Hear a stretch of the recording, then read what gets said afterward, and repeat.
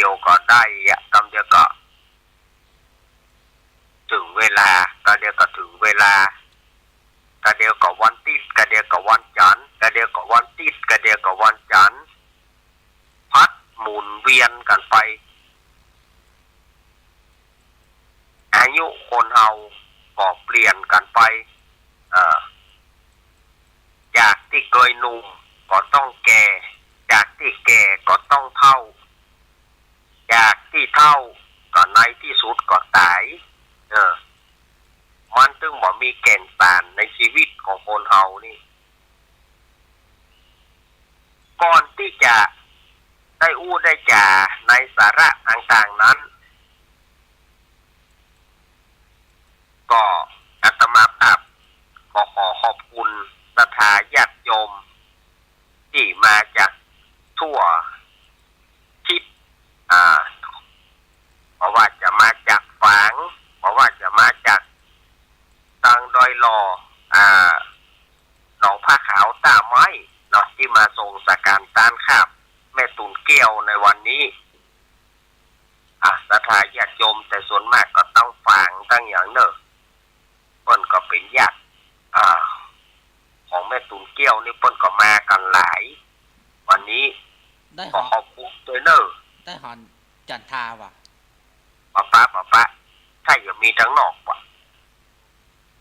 อันนี้ก็ศรัทธาญาติโยมไผได้มาก็ขอขอบคุณลูกเต้าเปิ้นก็ขอขอบคุณเนอะที่ได้มางานนี้อาจจะขาดตกบกพร่องด้วย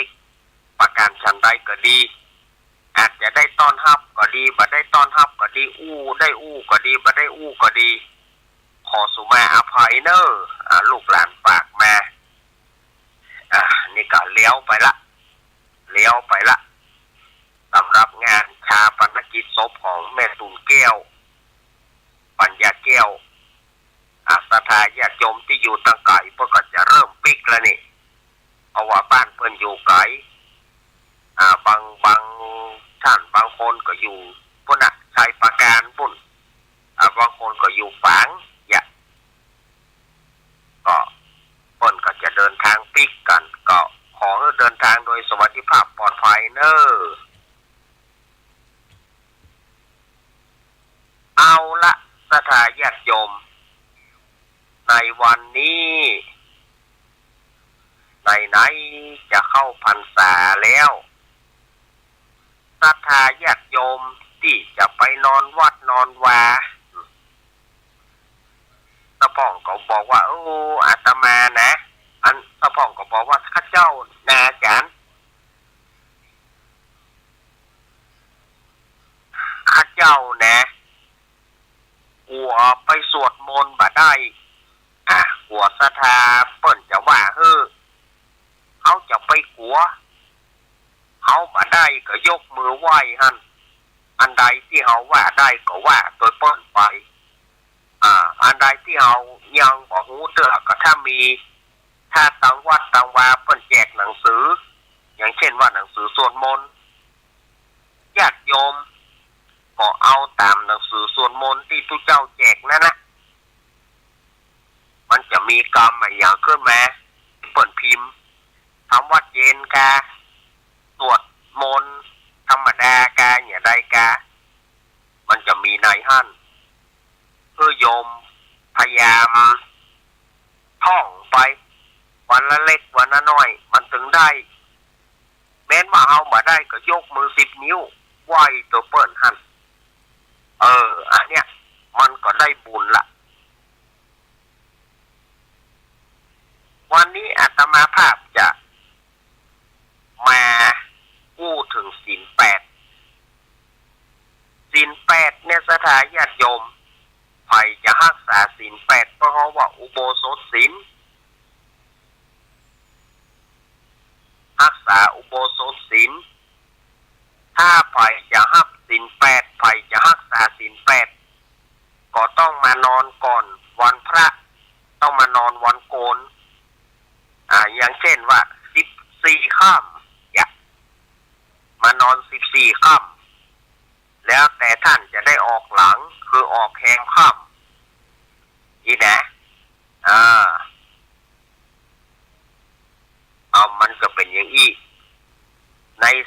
13ค่ำในท่านก็ต้องมา14ค่ำแล้วก็ปิกลาพระลาศีลก็คือวันแฮมค่ำนั่น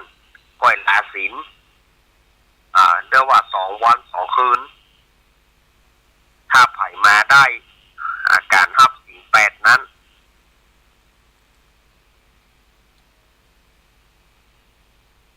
พ่องก็ถามว่าอาราธนาศีล8มันยากกว่าอาจารย์มันก็บ่ยาก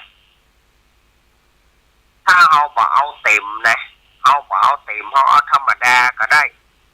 ถ้าเต็มนี่มันยาวมันยาวถ้าเอาจะอาราธนาศีล8คือเต็มบทมันยาวลงไปศรัทธาญาติโยมก็จำมาได้อาตมาจะว่าให้ฟังนะมะยังพันเตติสารเนนะตาหะอัตถังขะสามนาคตังอุปโปสถังยาจามิมันยาวไปทีนี้เขาเอาง่ายๆอาราธนาศีล8ก็เหมือนกับเอาอาราธนาศีล5นั่นนะเพียงแต่เปลี่ยนปัญจะเป็นอัฏฐะมาได้มะยังพันเตติสารเนนะสหอัฏฐศีลานิยาจามะทุติยัมปิตติยัมปิมะยังพันเตติสารเนนะสหปัญจศีลานิยาจามะอันนี้ก็คือกรรมอาราธนาศีลเนอร์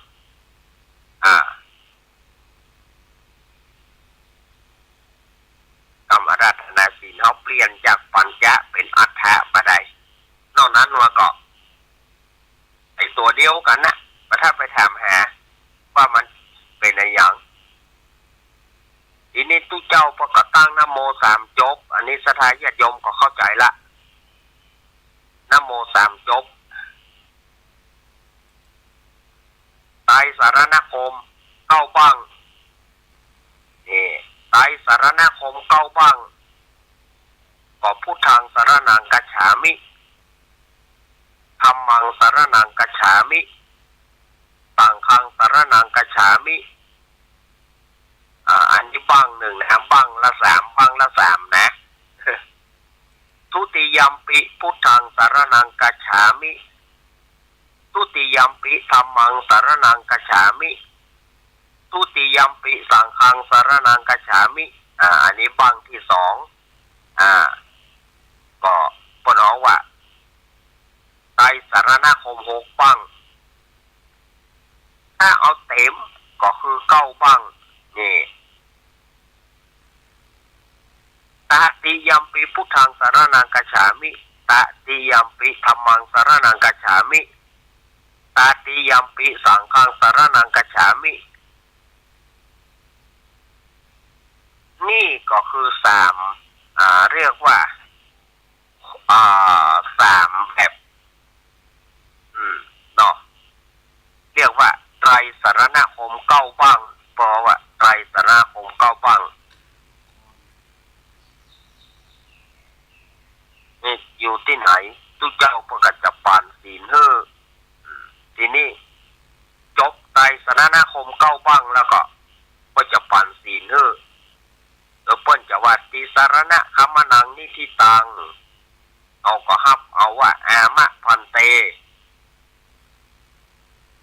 ปานาติปาตาเวรมณีสิกขาปะทังสมาธิยามิ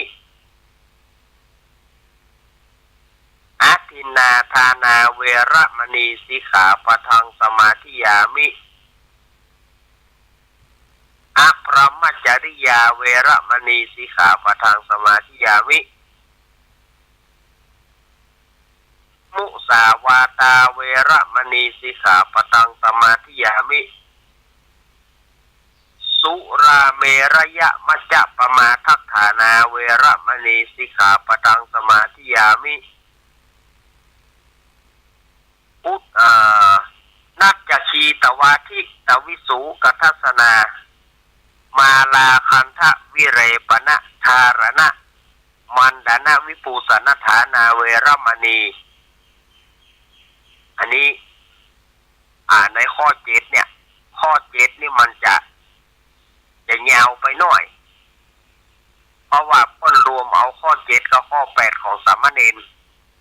มาเป็นข้อเจ็ดข้อเดียวนักจักขีตวาทิตวิสุกทัสนามาลาคันทะวิเลปนะธารณะมันดานะวิปูสนฐานาเวรมณีแล้วก็พระเจ้าบอกคำข้อหนึ่งอุจจาสยนะมหาสยนาเวรมณีก็คือว่า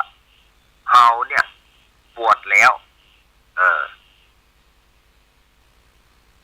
ทีนี้ก็กลับไปเปิ้นก็จะบอกอิมานิอัฏฐสิกขาปทานิสีเลนะสุขติงยันติสีเลนะโภคสัมปทาสีเลนะนิพุติงยันติตัสสมาสีลังวิโสทะเยอันนี้ก็คือกรรมอาราธนาศีลแปดแล้วก็กรรมพึ่งศีลแปด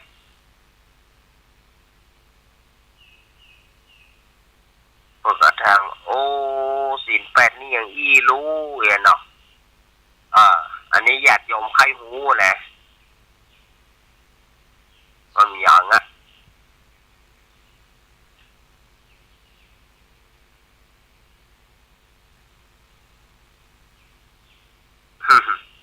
อันนี้ก็เรื่องราวของการที่ได้เอามาเล่าเพื่อสถานญาติโยมได้ฟังกันนะเรื่องของการราธนาศีลแปดมันก็มีอย่างปานาติปาตาเวรมณีสิกขาปะทังสมาธิยามิอตินาทานาเวรมณีสิกขาปะทังสมาธิยามิ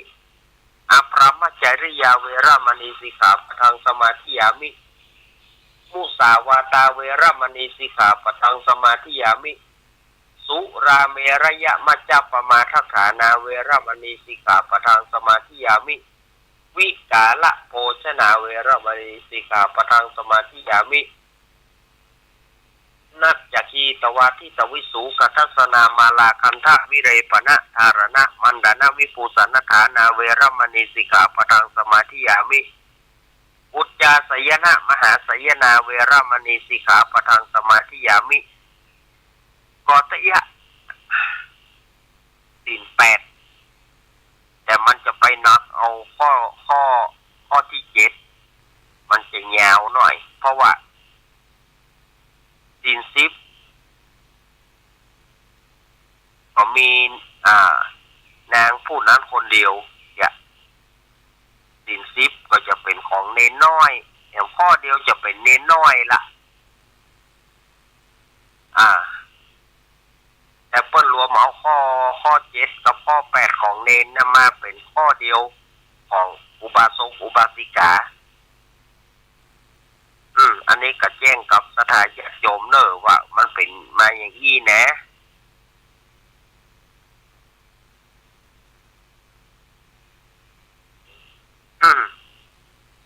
อันนี้ญาติโยมก็เข้าใจเนาะ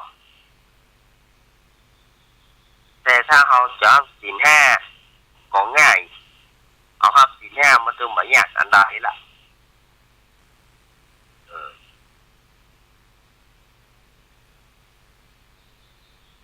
อันนี้เราก็ได้ได้จากกับสถานญาติโยมเราว่าความสมัยเก่ามันเป็นอย่างนี้เนาะก็ถ้ามันบ่มีครูบาอาจารย์ที่จะมาต่อครูบาอาจารย์ได้ก็ต่อได้มันก็ค่อยเข้าใจไปสถานญาติโยมเนาะ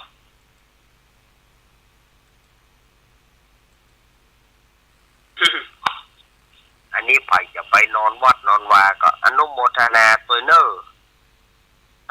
ไปนอนวัดนอนวาเพื่อเกิดกู้ตุลุง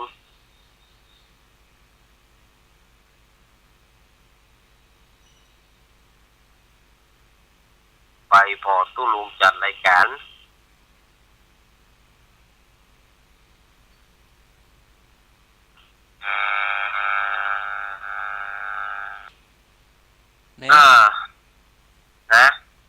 เสียงมึงเงียบไว้อย่างอีกศรัทธาญาติโยมสาธุชนทั้งหลายวันนี้อาตมาภาพก็ได้นำเอาการรักษาศีลอุโบสถศีลเรียกว่าศีล8มาให้ศรัทธาญาติโยมได้ฟังกันพยารักษาศีล8ก็ได้รักษาศีล5ก็ได้ในช่วงเข้าพรรษาเนาะเข้าพรรษาตลอด3เดือนนี่นะก็เชิญคณะศรัทธาญาติโยมได้ร่วมกินร่วมทานกันพอจะไปทานผ้าอาบน้ำฝนอย่างที่อาตมาว่ามาเป็นผ้าอาบน้ำฝนก็จะไปเอาผ้าที่บางล้ำไปบางน้อยล้ำไปถ้าเอาผ้าชิ้นน้อยแล้วก็บางมันน้อยมันบอกปอนุ่งมันบอกปอนุ่งก็เอามาเสียเวลาขอให้ผ้าผืนใหญ่หน่อยพอทุกเจ้าเพิ่นได้นุ่ง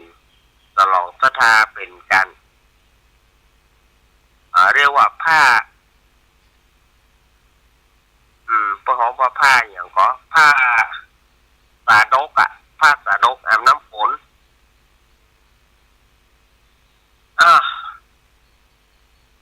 ฉะนั้นก็ฝากกับญาติโยมเนอะเพื่อจันลงประเพณีอันดีงามอันนี้ไว้อย่าได้ขาดถ้าขาดไปก็ยุ่งถ้าขาดไปก็ยุ่ง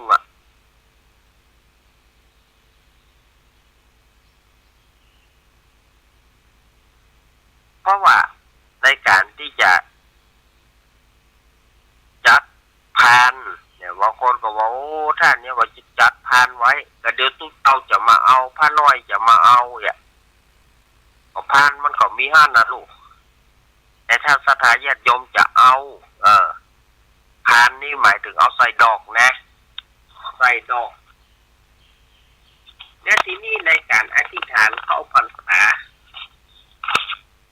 การอธิษฐานเข้าพรรษานั้นพระสงฆ์องค์เจ้าจะไปชุมนุมกันที่ในโบสถ์หรือว่าในพระวิหารในวันแหม1 ค่ำนั่นน่ะก็จะเปลี่ยนกันอธิษฐานอธิษฐานเข้าพรรษานี่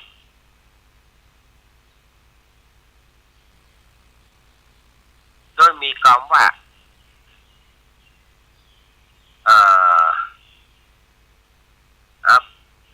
เพราะว่าในการอธิษฐานเข้าพรรษานี่เปิ้นว่าอย่างอี้เนอะอิมัสสมิงอาวาเสวิหาเรอิมังเทมาสังวสังอุเปมิอธิฐามินะอันนี้กรรมอธิษฐานเข้าพรรษาเพิ่นเนอะอิมัสสมิงอาวาเสวิหาเรอิมังเตมาสังวสังอุเปมิอธิฐามิอันนี้ก็คือเราเข้าอธิษฐานเข้าโยนครบถ้วนไตรมาส3 เดือนนั้นพอถึง3 เดือนเราก็อธิษฐานออกสำละอธิษฐานเข้ามาอยู่เดือน1 3 เดือนนี้แหละเข้ามาอยู่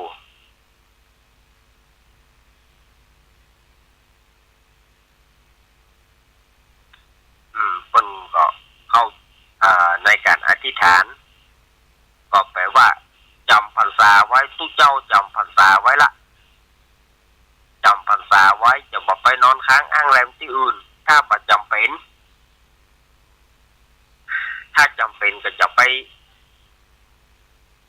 ทำพิธีสันตหการณีต่อหน้าครูบาอาจารย์ว่าจงใจจะปิกมาภายใน7 วันนั้นก็ถือว่าพรรษาประขาด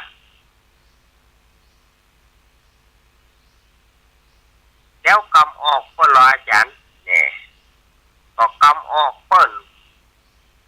ออกพรรษาก็พระเนนก็จะอธิษฐานออกสำหรับอธิษฐานเข้าแล้วลูกทีนี้เปิ้นก็มีการอธิษฐานออกสังฆัมพันเตปวาเรมิ ทิเถนวาสุเถนวาปริสังกายะวาวะทันตุมังเนาะอายะสมันโตอนุกัมปังอุปาทายะปัสสันโตปฏิการิสามิฟังแห่งกรรมนะสังคัมพันเตปวาเรมิทิเถนวาสุเตนวาปริสังกายะวาวะทันตุมังอายะสมันโตอนุกัมปังอุปาทายะปัสสันโตปฏิการิสามิทุติยัมปิพันเตสังฆังตติยัมปิพันเตสังฆังปวาเรมิทิเถนวาสุเตนวาปริสังกายะวาวะทันตุมังอายะสมันโตอนุกัมปังอุปาทายะปัสสันโตปฏิการิสามิอันนี้ก็คือกรรมอธิษฐานออกในหลังจากที่ออกพรรษาแล้วอันนี้อาตมานำมามาจากสถานญาติโยมได้ฟังกันมันเป็นอย่างอี้รู้ฟังแล้วมันจะเกิดความอย่างอี้รู้ฟังแล้วก็จะเกิดปัญญาฟังแล้วจะมีความหูแตกฉานเข้าไป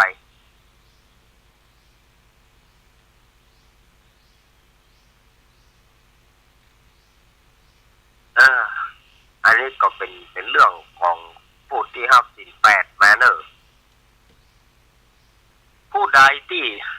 ห้าศีลแปดก็ดีศีลห้าก็ดีหายรักษาได้จนท่วนไตรมาสก็ถือว่าเป็นอันดีอันงาม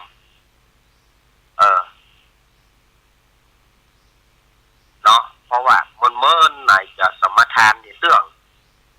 มันเมื่อไหนจะสมทานในเรื่องอันนี้ก็คือใจความของกรรมอาราธนาศีลกับสถานญาติโยม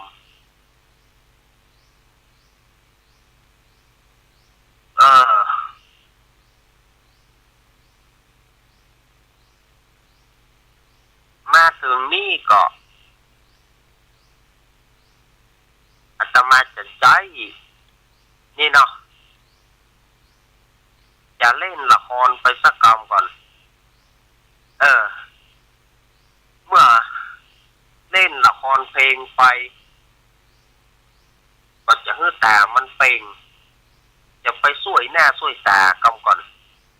ฮ่าฮ่าโอ้อู้ไปเปลอสถานญาติโยมบอกว่าอย่างไปพ่อ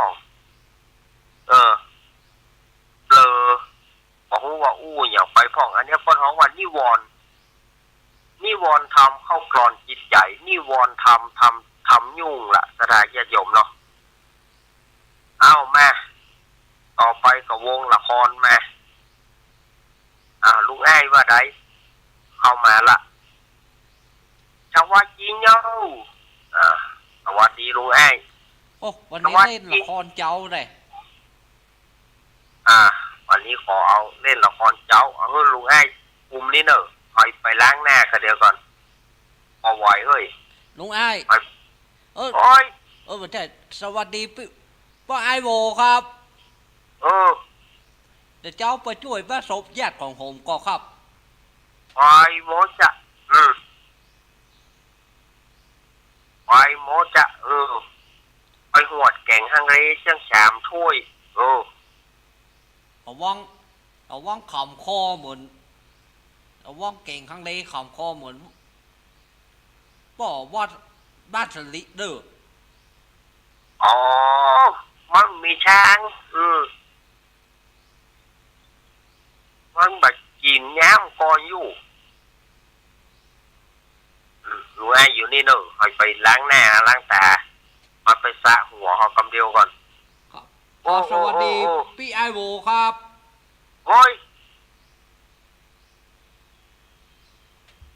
วันนี้บ่ลงมาประตังกันเลินแต่ไปลงมาไม่ใจวันอยู่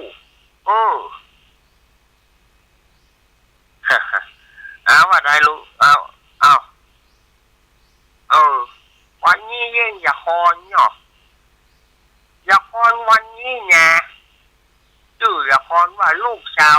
หนออีหรอวันนี้นะวันนี้ลุงไอจะเปิดตู้เพลงลุงไอมีตู้เพลงหรือวะนี่ลูกเช้าใครหนอไอ้หนอลาลาลาลาลูกสาวใครหนอโอ้แล้วไผ่ห้องป้าบอกบึ้งก็เอาใจคุณผู้ฟังดีกว่าว่าเพลงนี้ไผ่ไปผู้ห้องแล้วไผ่ไปผู้แจงบึ้งปล่อยใจปัญหาปล่อยเอาไผ่บ่ฮู้เอาปลามามันอู้อย่างไฟพ่องบ่ฮู้จะที่อู้ไปอู้มากะงับยับว่ะไอ้เจ้เฮ้ยลูกพี่ขี้ยุ่งเยอะเจ้เยอะมันอย่างไปอย่างมายับว่ะเจ้ฮะลูกพี่ขี้แงกะหอยอย่างไปอย่างพายฮะหมอที่มันจ้าคือกูแบบเดียวเนี่ยอย่างมันไปอย่างมามันอู้ไปอู้มามันอู้อย่างไปพ่องบ่ฮู้อ่ะมันยับมันยับไปแล้วมันอู้คนเดียวมันเนี่ยอันใหญ่เป็นอันเบาบ่ฮู้ฟังพอบ่ได้เรื่องอ่ะ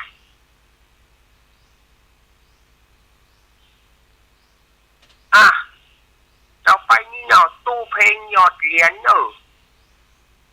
ตู้เพลงหยอดเหรียญชื่อเพลงลูกเช้าใครหนอแกว่าจะถามนี่ทำบุญก่อนนะประถามตัวเดี๋ยวก่อนเอาเหรียญมาใหญ่นี่ลูกเช้าใครหนอเนาะลูกเช้าใครหนอนี่ไปเพลงของไผ่อีหนอแล้วไผ่เป็นคนห้องอีหนอแล้วไผ่บอกว่ายับเฮ้ยยับว่ะยับไปเหี้ยเนี่ยแกงต้องพูดมันไงมาละรู้แล้วเช่าไปเนี่ยอย่างใหญ่อู้อย่างใหญ่ยังบอกอู้เจ๊โอ้ยของมันเผลอเลอไปแน่มันบอกอู้จริงนะโอ้ยลุงไอ้ลอกกวนเนี่ยยังได้ยินว่ะมารักน้องมานานวิ่งได้ไม่ผ่านยิ่งไปกว่า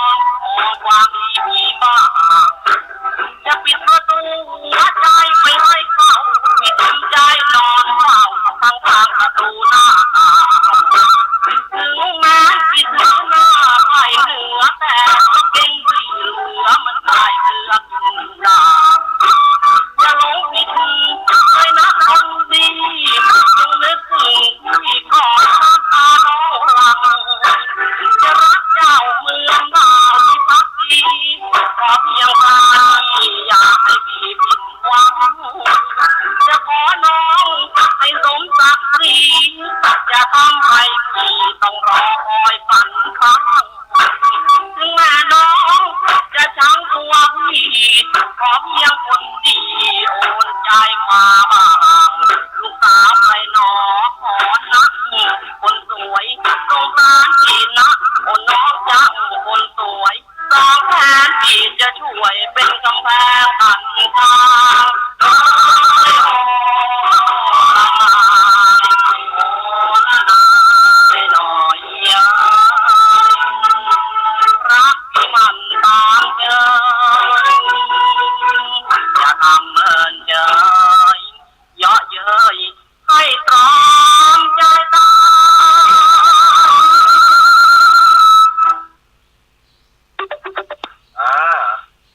เกียกย้อยนี่เกียกย้อยไปบ่ฮู้เฮ้ยหยั่งไปหยั่งมาอู้ไปอู้มารับคนเดียวมันโเนาะก็มาซ้ำกันเนาะลุงอ้ายเนาะก็มาซ้ำตับกันยังไปล่ำไปเรืออู้ยังมาจากที่อู้ใหม่ฮื้อหมดมันบาดใจแหนแต่กี้เนี่ยเอาอู้กันถึงเรื่องไผจะไปฮับศีล8เนาะงานแย่แล้วอู้อย่าออกไปให้ดีกับบัดหูเรื่องเลยมันบาดใจแต่มันง่วงมันแรงเมื่อตอนเนี่ยมันบาดได้ย้ายเม็ดเข้าสักหน่อยตามกูเตือนี่มันจะย้ายเม็ดเข้าหน่อยกินข้าวตอนแล้วก็ขอเพื่อได้หน่อยอย่าวันนี้มันบาดได้พักกิจกรรมมันก็เลยเบอร์ไปเบอร์แกอย่าอู้ให้เปิ้นฟังอันใหญ่เป็นอันเบาบ่ฮู้ก็อย่าเอามาลืมให้เปิ้นอย่าเดียวลืมกะจะได้จะมาลืมเฮ้อ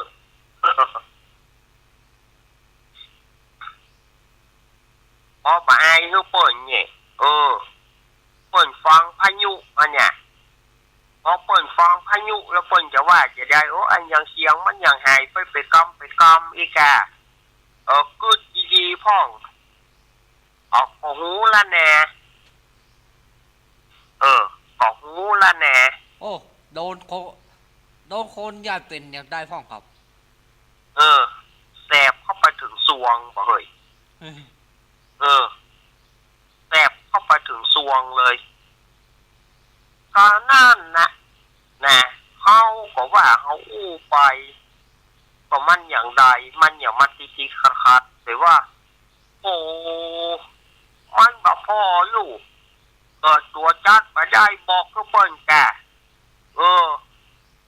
เมื่อจัดมาได้บอกก็เปิ้นบ่ไหวอีกาอันนี้จะไปรับงานเปิ้นโลมันบ่ได้มันบ่มีภายพอมันบ่มีภายเนี่ยเฮาก็เนี่ยได้ประการหนึ่งเฮาบ่สบายหนึ่งแล้วก็แถมอันหนึ่งเฮาก็มันเบลอเฮาก็ตึงยอมรับแน่เฮาตึงบ่เถียงประเด็นนี้แอบแหนมมาละแอบแหนมมาแล้วบีบมะนาวใส่ปากแล้วรู้สึกว่าโ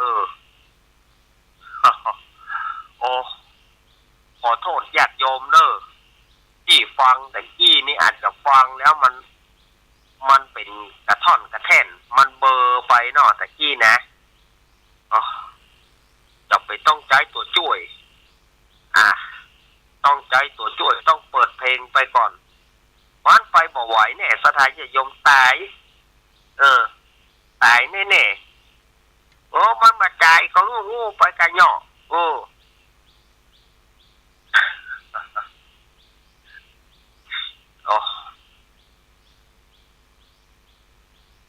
ก็อู้ไปเฮาก็ว่านะเสียงเฮาอย่างไฟตั้งหน้าอย่างใดกันนี่เสียงอย่างเทพญานเฮาก็หูตัวเฮาอยู่แน่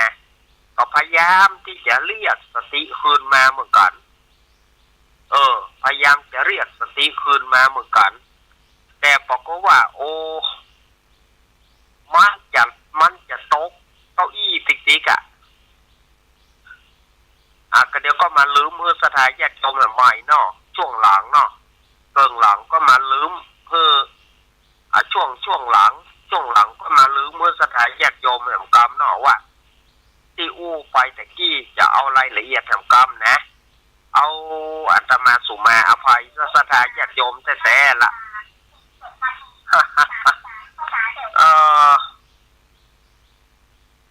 วันนี้นี่เป็นความผิดพลาดของอาตมาเลยตรงเลยนะบ่ได้ว่าไผนะวันนี้ความผิดพลาดของตัวเก่าแท้ๆละเอาไปว่าถ้าไผจะไปวัดไปวาไปรักษาอุโบสถศีลขออนุโมทนาบุญเนอะวันเข้าพรรษานี่ไผจะไปถวายเตียนจะไปถวายผ้าสาดกอาบน้ำฝนก็น้อมเจริญปอนได้ในการที่ว่าสถานญาติโยมจะไปถวายเตียนจะไปถวายผ้าสาดกอาบน้ำฝนแต่อย่างที่อาตมาอู้ไปว่าญาติโยมก็ต้องดูสถานการณ์ดูเนื้อผ้าตัวผ้าบางน้อยแล้วก็มีชิ้นน้อยเดียวมันบอกพอนุ่งฉะนั้นก็การที่จะเอาผ้าก็ญาติโยมก็ดูผ้าที่มันหนาๆพ่องพอที่มันนุ่งอาบน้ำฝนมันบอกอุจจักลูกหูลูกตาเปิ้นดีที่สุดแล้วก็ฝากกับสถานญาติโยมนะฝากไว้แต่คนนี้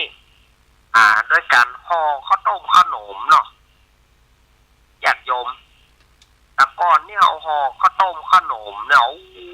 ถ้าว่าเข้าภาษาออกภาษาเข้าภาษานี่ห่อข้าวต้มขนมม่วนไปตำเข้าช่วยกันเป็นหมู่ไปโม่เข้าช่วยกันเป็นหมู่สมัยก่อนๆนี่ตำย่ำมอง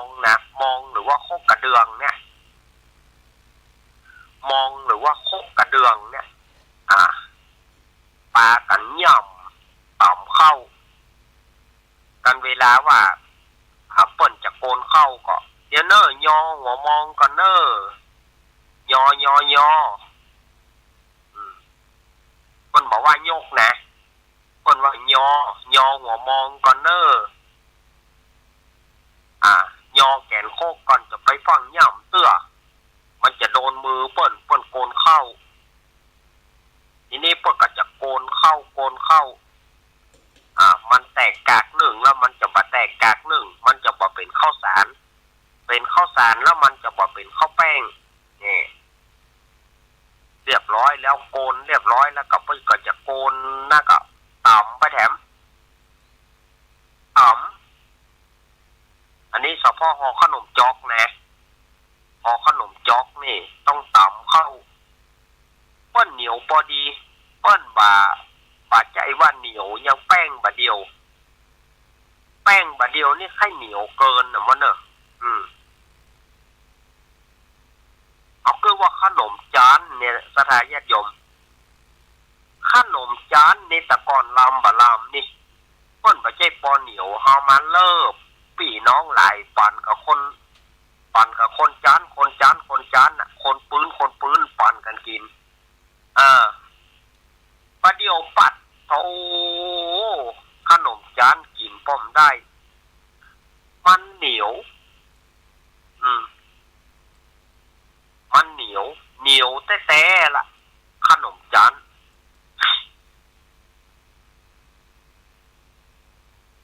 เบิ่งเปิ้นว่ายิ่งขนมเค็งเนาะขนมเค็งเนี่ย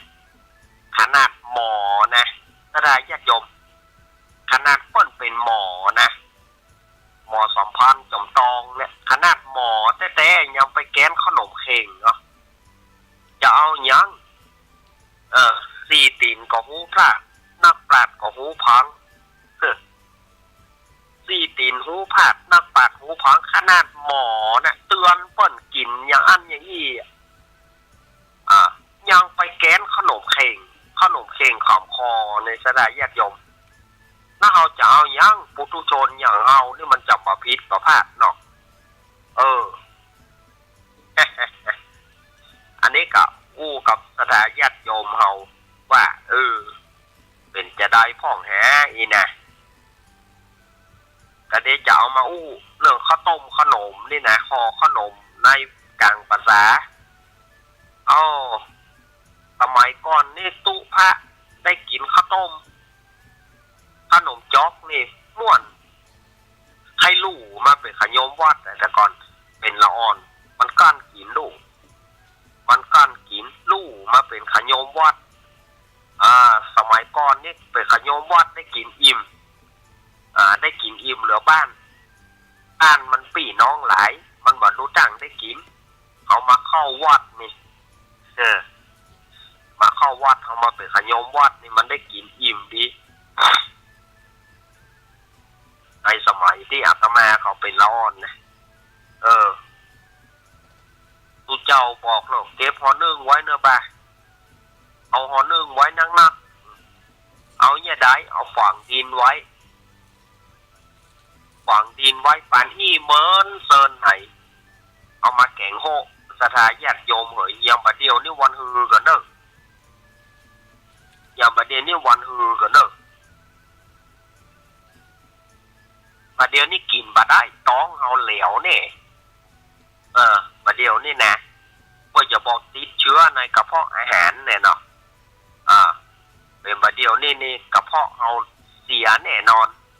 สมัยตะก้อนกระเพาะเอามันเกาะเนี่ยมันตามก้านตามอยากจำเป็นได้กิน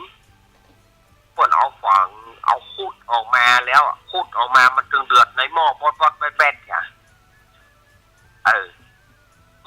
แล้วก็ยังกินนะอาจารย์ก็มันจำเป็นน่ะ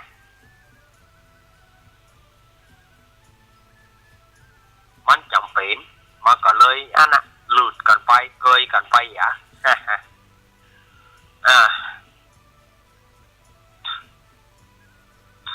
สมัยประเดี๋ยวขนาดว่าขอนึ่งเอาใส่ตู้เย็นน่ะเอาใส่ช่องฟีดไว้เอายังมาขยากเตือนเวลาหมดช่วงแรกเนอะสดายญาติโยมเนอะเวลาหมดช่วงแรกอาตมาขอไปเติมน้ำเนี่ยกำก่อนไปเติมน้ำเพื่อตัวเก่ากำเดียวก็เดี๋ยวจะปิกมาเนอะก็เดี๋ยวปิกมาในช่วงที่2เนอะขอเจริญพร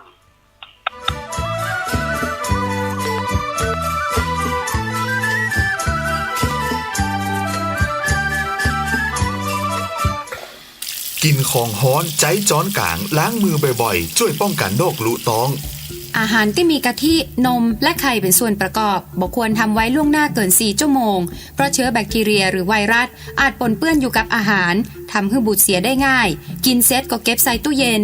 ที่สำคัญห้ามกินอาหารสุกๆดิบๆหรือมีกลิ่นมีฟองเพราะเชื้อที่ปนเปื้อนจะแยกให้เมาหัวมีไข้เจ็บท้องและถ่ายอุจจาระออกมาเป็นน้ำ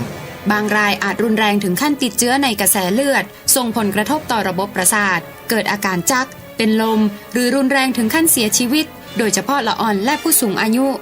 หากเกิดอาการดังกล่าวให้ดื่มน้ำเกลือแร่ทันทีกินอาหารที่ย่อยง่ายและหากรุนแรงถึงขั้น5ถ่ายออกมาเป็นมูกเลือดมีไข้ให้ฟังป้าไปหาหมอทันทีหรือโทรสอบถามได้ที่กลุ่มสื่อสารความเสี่ยงและพัฒนาพฤติกรรมสุขภาพสำนักงานป้องกันควบคุมโรคที่1เจียงใหม่053-140-774-6หรือสายด่วน1422อากาศก็ร้อนคนก็เผาเอาจะได้กันดีพี่น้องถ้าบ่ร่วมมือกันโรคภัยไข้เจ็บก็จะถามหาเพราะสูดควันพิษเข้าสู่ร่างกายเป็นน้อยๆก็แสบหูแสบตาไอจามเจ็บคอมีน้ำมูกนักขึ้นมาแหมหน่อยก็จะเป็นหอบหืดตาแดงและเคืองตาถ้าหนักกว่านี้จะหายใจลำบากเจ็บหน้าอกโดยเฉพาะผู้ป่วยโรคหัวใจต้องระวังให้ดีเพราะอาจเกิดอาการหัวใจวายได้คนเฒ่าคนแก่ละอ่อนคนท้องผู้ป่วยโรคระบบทางเดินหายใจโรคหลอดเลือดและผู้ป่วยโรคเรื้อรังก็จะต้องดูแลตัวเก่าให้ดีหลีกเลี่ยงการอยู่นอกอาคารเมินๆไปไหนมาไหนก็ให้ใส่หน้ากากอนามัยคนเป็นโรคปอดต้องเตรียมยาให้พร้อมและที่สำคัญหากมีอาการผิดปกติให้พาไปหาหมอทันที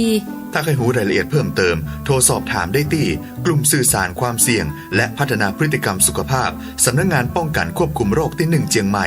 053-140-774-6 หรือสายด่วน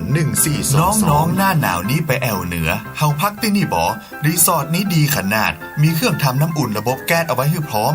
แต่ก็ต้องระวังเนอะเครื่องทำน้ำอุ่นระบบแก๊สมีคนตายมาหลายรายแล้วจะอั้นเลยกะอ้ายก็นึกภาพเอากะเปิดเครื่องทำน้ำอุ่นระบบแก๊สในห้องน้ำถ้าบ่มีพัดลมดูดอากาศการหมุนเวียนของออกซิเจนมันจะดีได้จะใด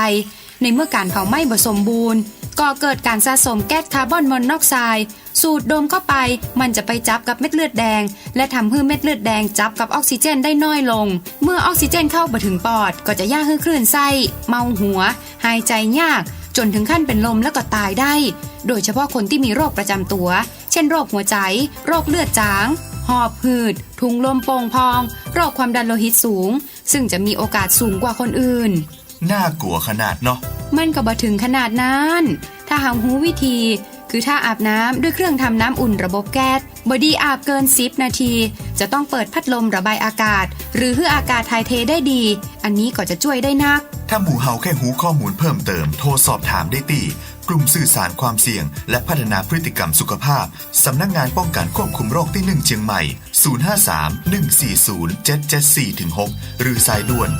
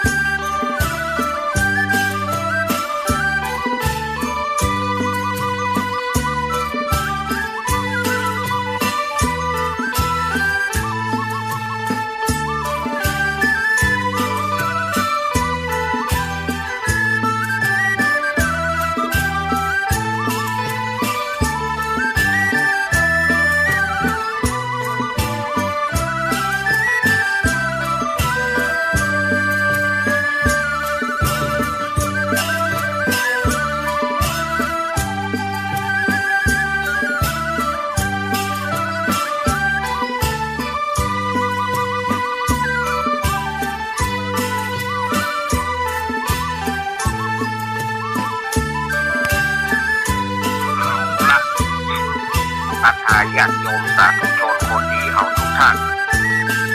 มาถึงชั่วโมงที่2ของรายการสารธรรมยามบ่ายยามแรงโดยอาตมาภาพสามเณรรักปัญโยนันท์วันนี้ก็มาโต๊ะมาแตนหลวงลุงชัยวัฒน์นาคเสโนวันนี้ก็มาแตนเปิ้นแถมวันหนึ่ง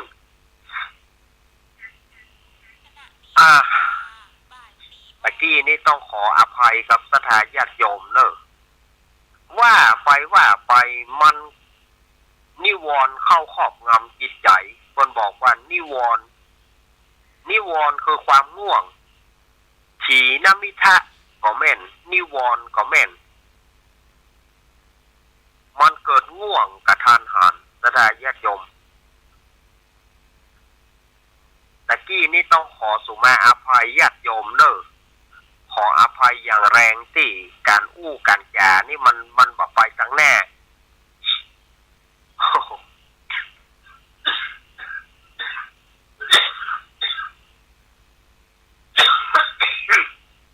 สุมาอภัยเนอะ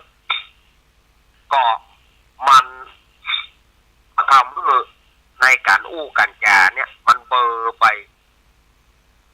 พยายามจะเรียกสติคืนแต่มันบ่ไหวก็ต้องใจตัวช่วยเนาะตะกี้นะขอสุมาภัยญาติโยมเนอะเอาจะมาลื้อมือใหม่เนาะตะกี้สถานญาติโยมอาจจะฟังบ่รู้เรื่องจะมาลื้อมือใหม่ถ้าไผผู้ใด จะไปสมทานจะไปรักษาศีล8รักษาอุโบสถศีลจะต้องเข้าก่อนคนว่าเข้าก่อนออกหลังอย่างว่าต้องเข้าไปวันห่อวันแดเนาะเข้าไป14ค่ำก็ต้องออกเอา1ค่ำอย่างเช่นว่าเข้าพรรษาก็เข้าไปในวันห่อวันแดนั้นเข้าไปรับศีล8ก่อนแล้วก็ไปลาเอาแหม1ค่ำแหมกรรมก็เข้า7ค่ำไปออก9ค่ำนี่นะอันนี้สถานญาติโยมก็เข้าใจเนาะถ้าภัยที่จะไปรับไปสมทานรักษาศีล8ตามอาราธนาเนอะมายังพันเตติสารเนนะสหอัฏฐศีลานิยาจามะหรือจามิถ้าเอาไปว่าคนเดียวก็คือว่าจามิเอา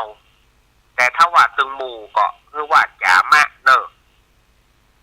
มายังพันเตติสารเนนะสหอัฏฐศีลานิยาจามิหรือว่าจามะถ้า2คนขึ้นไปก็คือว่าจามะถ้าคนเดียวก็คือว่าจามิอันนี้แล้วก็ตั้งนะโมไตรสรณคม9บังไตรสรณคม9บังก็พุทธังสรณังกัจฉามิธัมมังสรณังกัจฉามิสังฆังสรณังกัจฉามิอันนี้3บังแล้วนะทุติยัมปิพุทธังสรณังกัจฉามิทุติยัมปิธัมมังสรณังกัจฉามิทุติยัมปิสังฆังสรณังกัจฉามิอันนี้6บังแล้วนะบอกว่าไตรสรณคม9บังตติยัมปิพุทธังสรณังกัจฉามิตติยัมปิธัมมังสรณังกัจฉามิตติยัมปิสังฆังสรณังกัจฉามิอันเนี้ยคนว่าครบไตรสรณคม9บังอันนี้บาโลเลละตะกี้เนี่ยโอ้มันไปวอยสลายญาติโยมเลยมันไปวอยมันแน่จะไปติ๊กโอ้หันท่าบ่ไหวก็ต้องลงก่อนนะแล้วก็มาลืมใหม่อันนี้ก็คือการรับศีล8เนาะต่อไปก็เป็นการรับศีลปานาติปาตาเวรมณีสิกขาปะทังสมาธิยามิอาทินนาทานาเวรมณีสิกขาปะทังสมาธิยามิอะพรหมจริยาเวรมณีสิกขาปะทังสมาธิยามิมุสาวาตาเวรมณีสิกขาปะทังสมาธิยามิสุราเมรยะมัชฌปมาทัฏฐานาเวรมณีสิกขาปะทังสมาธิยามิวิกาลโภชนาเวรมณีสิกขาปะทังสมาธิยามินัจจคีตวาทิตวิสูกัทัสนาเวรมณีปัจจัยเดี๋ยวกันนัจจคีตวาทิตวิสูกัทัสนามาลาคันทะวิเรปนะธารณะมันดานะวิภูสนฐานาเวรมณีสิกขาปะทังสมาธิยามิคือข้อ7ของอุบาสกอุบาสิกาเนี่ยมันจะยาวเพราะว่าเอาข้อ7กับข้อ8ของสามเณรไปรวมในข้อ7ข้อเดียวมันก็เลยว่ากันยาวไปนัจจคีตวาทิตวิสูกัทัสนามาลาคันทะวิเรปนะธารณะมันดานะวิภูสนฐานาเวรมณีสิกขาปะทังสมาธิยามิถ้าของเนนนี่มันข้อใดข้อนั้นของเนนเนี่ยนัจจคีตวาทิตวิสูกัทัสนาเวรมณีมาลาคันทะวิเรปนะธารณะมันดานะวิภูสนฐานาเวรมณีถ้าของเนนนี่มันจะไปข้อ7แล้วก็มาลาคันธะนี้จะไปข้อ8แต่ถ้าของพ่อขาวแม่ขาวแม่ชีอุบาสกอุบาสิกาเนี่ยมันจะว่ารวมกันเอาข้อ7กับข้อ8ของสามเณรนะมารวมเป็นข้อเดียว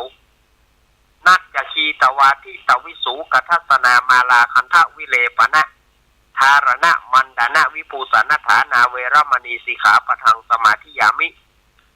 แล้วเอาข้อ9ของเนนดึงเอาข้อ เก้าของสามเณรมาเป็นข้อแปดของอุบาสกอุบาสิกาเป็นข้อที่แปดอุจจาสยนะมหาสยนาเวรมณีสิกขาปะทังสมาธิยามิอันเนี้ยบางคนก็ว่าท่านอาจารย์มันก็เป็นศีลเก้ากะมันว่าอย่างโยมว่าก็ทุงมันน่าจะเป็นศีลเก้าเพราะว่าแถมข้อเดียวมันก็เป็นศีลของสามเณรครบ10 ข้อนะแต่ว่าเปิ้นเอาข้อ7กับข้อ8มาเป็นข้อ7ข้อเดียวแล้วก็ดึงเอาข้อ9ของสามเณรเนี่ยมาเป็นข้อที่8อันนี้ญาติโยมก็คงเข้าใจกันกระจ่างแจ้งแล้วเนาะส่วนของสามเณรทีนี้ก็มาของสามเณรพ่องสามเณรมีศีลกี่ข้อ10 ข้อ10 ข้อเนี่ยสามเณรเปิ้นถามนะสมัยก่อนเปิ้นสอบนะสิกขาบทบัญญัติมีกี่ข้ออย่าเปิ้นจะสอบก็รู้กว่าที่จะไปบวชสามเณรนี่แต่ก่อนต้องเลื่อนใดกำปากนะถึงเวลาเข้าภาษานี่ในช่วงภาษานี่สามเณรจะต้องท่องศีล10หรือว่าเวลาไปเข้ากรรมเข้าโกงเข้ากรรมสามเณรต้องได้ท่องศีล10นะกรรมอาราธนาศีล10ของสามเณรอาหังพันเตสารณสีลังยาจามะหรือว่ายาจามิก็ได้ถ้าว่าอยู่ตนเดียวก็ยาจามิแต่ถ้ารวมหมู่ก็ยาจามะอาหังพันเตสารณสีลังยาจามะทุติยัมปีอาหังพันเตสารณสีลังยาจามะตติยัมปีอาหังพันเตสารณสีลังยาจามะปกตั้งนะโมเนาะสามเณรก็ว่านะโม3 จบแล้วเปิ้นก็จะบอกพระอุปชาหรือว่าเจ้าอาวาสเปิ้นก็จะบอกว่าเอวังวะเทหิสามเณรพึงรับว่าอามะพันเตตะพ้องนี่เอวังวะเทหิเอวังวะเทหิไปเฮียนเปิ้นเนี่ยถ้าเปิ้นว่าเอวังวะเทหิอามะพันเตอันนี้ก็คือไตรสรณคม9 บ้างเหมือนกันอย่างที่ตะเกียแล้วก็เปิ้นจะบอกว่าติสารณะคัมมนังนิทิตังก็คือไตรสรณคมของเธอครบแล้วนะจบแล้วนะสามเณรพึงรับว่าอามะพันเตเปิ้นก็จะเริ่มปั่นศีลปานาติปาตาเวรมณีสามเณรพึงว่าตามอทินาทานาเวรมณีก็มีสิกขานะเวรมณีเฉยๆอภรมจริยาเวรมณีมุสาวาทาเวรมณีสุราเมรยามัชฌปมาทัฏฐานาเวรมณีวิกาลโภชนาเวรมณีนัจจคีตวาทิตวิสูกทัสนาเวรมณีมาลาคันทวิเรปนะธารณะมันดานาวิภูสันฐานาเวรมณีอุจจาสยนะมหาสยนาเวรมณีชาตารูปราชตะปฏิฆหนาเวรมณีเมื่อสามเณรว่าตัวแล้วเปิ้นก็จะเปิ้นก็นำไปเตื้อหนึ่งแล้วสามเณรว่า3 เตื้ออิมานิทะสะสิกขาปทานิสมาธิยามิสามเณรก็พึงว่าอิมานิทะสะสิกขาปทานิสมาธิยามิอิมานิทะสะสิกขาปทานิสมาธิยามิ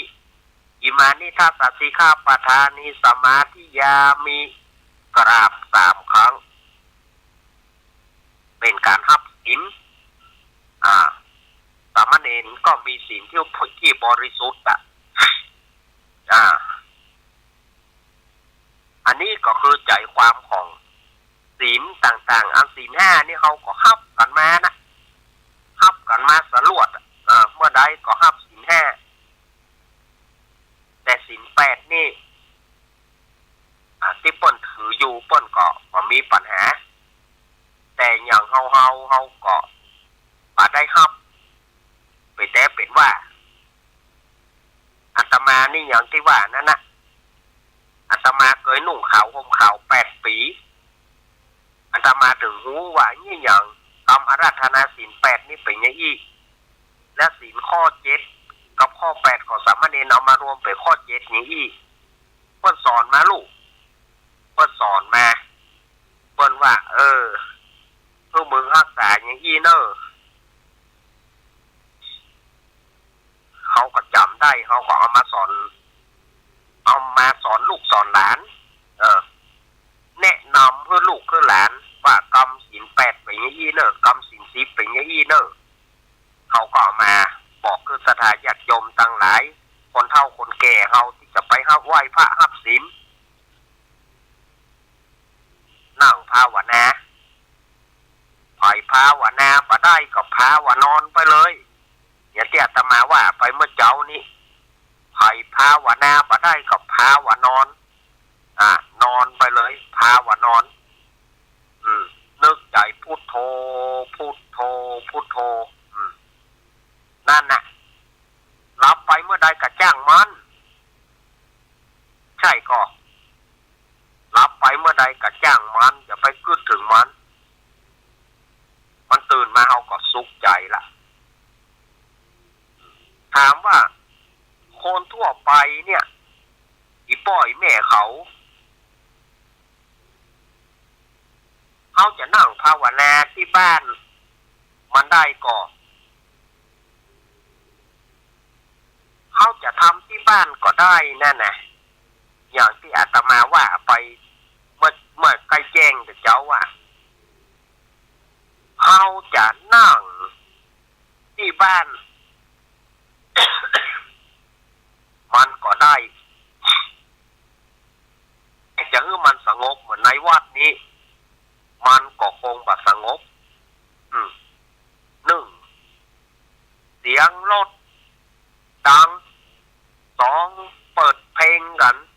3คนข้างบ้าน4ครอบครัวเดียวกัน5ละอ่อน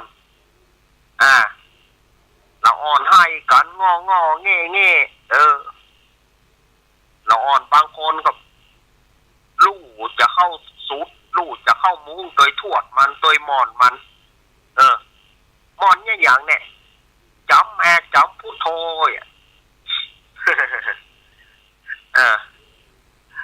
จะเอาออกไปมันก็ให้มันก็ปาคือเราบ่มีสมาธิ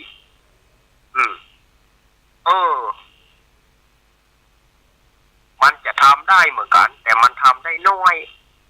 มันบ่เหมือนมาวัดแต่ถ้าว่าผู้ใดที่ติดตั้งติดเตียงหรือว่าผู้สูงอายุชราภาพสามารถที่จะไปวัดได้อันนั้นก็ต้องทำใจ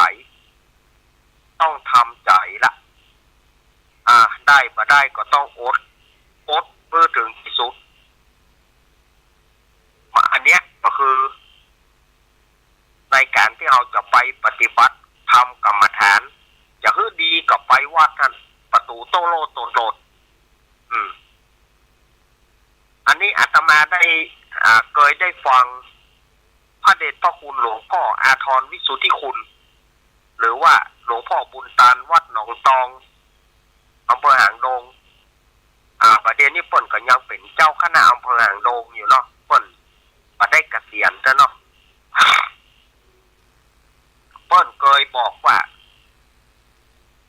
ประตูวัดเนี่ยเปิดโตโล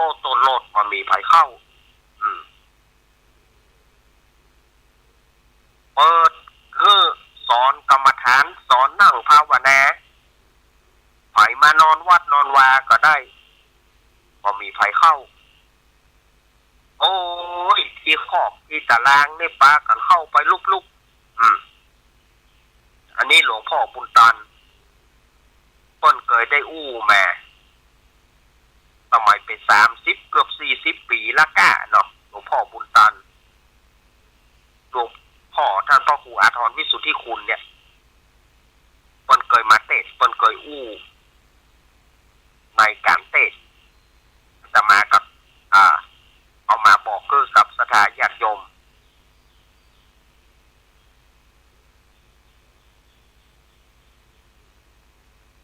อันนี้ฝ่ายที่จะไปวัดไปว่าอนุโมทนาฝ่ายที่ไปมาได้ก่อนทำที่บ้านแต่ว่ามันจะสงบหรือไม่ทำที่บ้านก็อย่างที่ว่านั้นนะมันกระทึกคือโคมมันขาลงโค้งข้างมันจะให้มันสงบเหมือนกับอยู่ที่วัดนี่มันถึงบัดสงบมันถึงขาลงโค้งข้างพ่องบางทีก็ครอบครัวเดียวกันป้าไอ้กับเมียมัน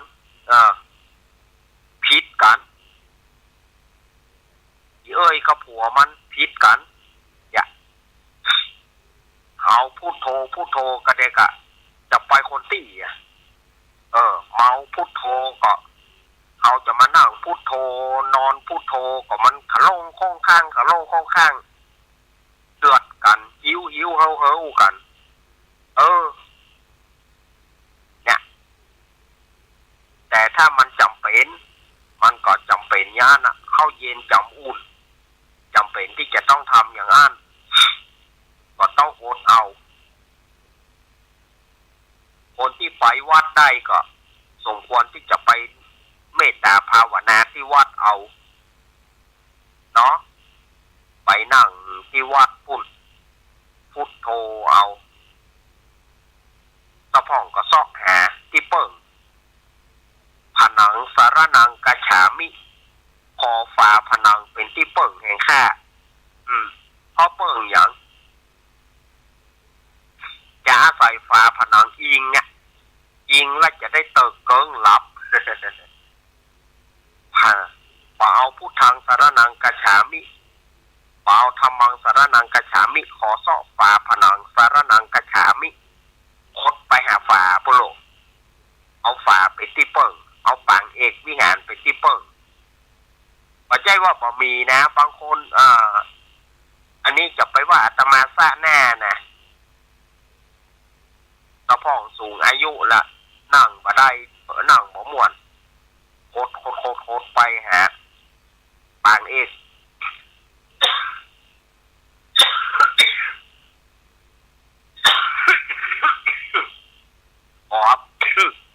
ขออภัยเนอะโคตรไปหาปางเอกปุ่นผนังสารนังกัจฉามินะขอฝาผนังเป็นที่เปิ่งแห่งข้าเอาปางเอกวิหารนั่นนะเป็นที่อิงแล้วก็ลวดยอบเย็บลงหัน ก็มีนะเนี่ยอย่างเนี่ยภาวนอน ภาวนอนนะอย่างอานอนปนสติคนมีก็อานาปนสติหมอนั่นภาวนาลวดนอนเพราะว่าภาวนอนอานาปนสติแปลว่าอานอนปนสตินอนหลับไปคนนั่งภาวนาการมาก็โคนโบดโอ้ ก็มีนะปัจจัยบ้านเฮาที่อื่นปุ่นปัจจัยโลงเฮาปัจจัยเขตเชียงใหม่ละปูนลำปางอย่างนี้ปัจจัยที่อื่นปุ่น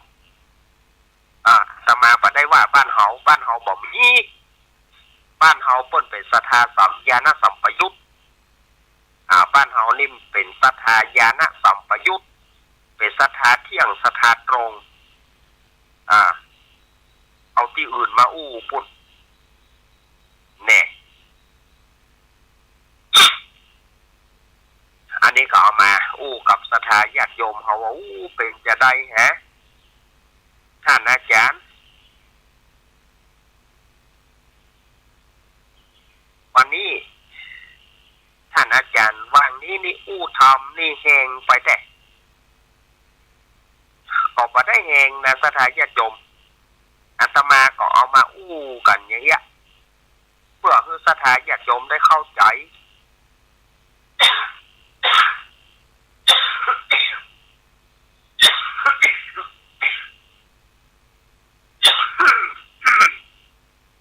เพื่อให้สถานญาติโยมได้เข้าใจว่า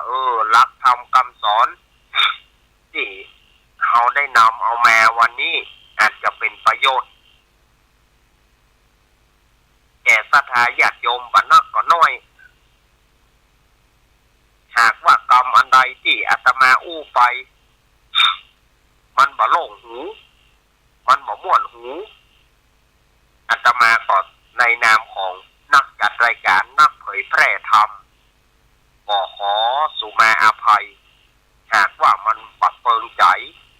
บ่ถูกหูบ่เปิงใจก็ต้องขออภัยในโอกาสนี้ตัวคนเฮานี่บางคนก็ชอบอู้ม่วนบางคนก็ชอบเพื่ออู้เกี้ยวเนี่ยมันจึงมีหรอกบางคนก็ชอบเพื่ออู้ม่วนอู้หวานอู้หยาตะมานี่เขาตัวเหมา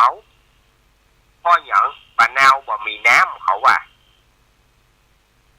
มันอู้ห้วนแต่ว่า อันเนี้ยมันเป็นคำอู้ถึงแม้ว่ามันจะห้วน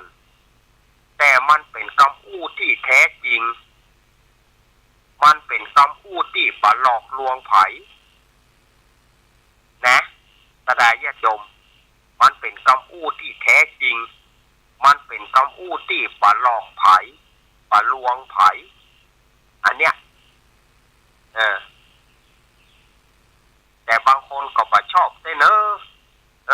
บ่ชอบที่มันอู้มาอย่างนี้คำอู้ของมันบ่ม่วนคำอู้ของมันบ่หวานก็มันหวานบ่จ้างสถานญาติโยมที่เปิ้นเสียงหวานนั่นมันเป็นบุญของเปิ้นมามันเป็นบุญของเปิ้นแล้วก็เป็นพรสวรรค์พรแสวงของเปิ้นโดยเฉพาะแล้วไอ้เฮาเนี่ยบุญของเฮามันสร้างมาซะอีพรสวรรค์พรแสวงเฮาบ่มีฉะนั้นในการอู้การจาของอาตมามันก็จึงได้มาเอีย จะหวานไปกว่านั้นมันบ่จ้างที่จะดัดเอาเสียงหวานม่วนเนี่ยอาตมาตึงบ่จ้างแต่นะ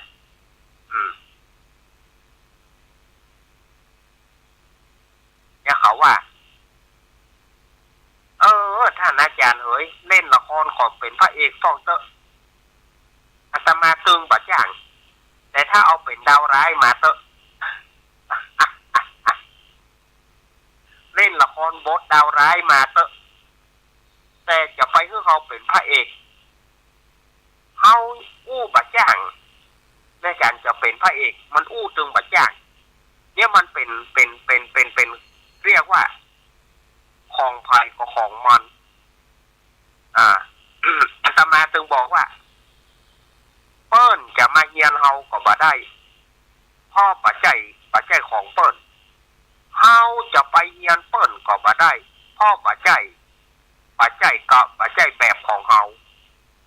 ฉะนั้นของเปิ้นก็คือของเปิ้นของเฮาก็เป็นของเฮาของภัยของมันเนาะ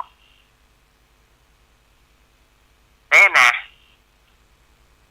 ไผมาเฮียนแบบเฮาก็ตึงบ่ได้ถึงได้มันก็บัดประเหมือน 100% เฮาจะไปเฮียนเปิ้นเหมือนกันเฮาก็เฮียนเปิ้นบ่ได้ 100% ฉะนั้นมันก็พีปันกินภัยพีปันกินมันไปอีกกันแล้วกันเฮาบ่ต้องไปคิดอันไหนมากนะเอาไปคิดมากก็ปวดหัวเฮ้ยเนาะ เอาไปคิดมากก็ปวดหัวนะเอามันต้องไปคิดอ่ะ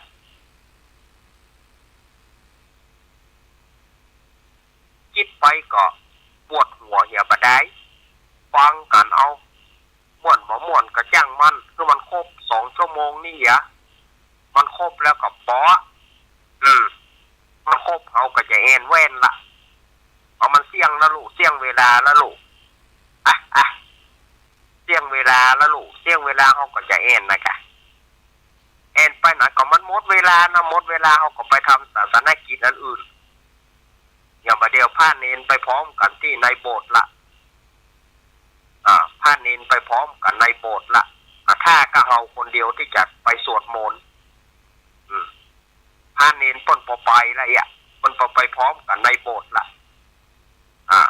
4 โมงไปนี่ต้องไปละไปพร้อมกันในโบสถ์ไป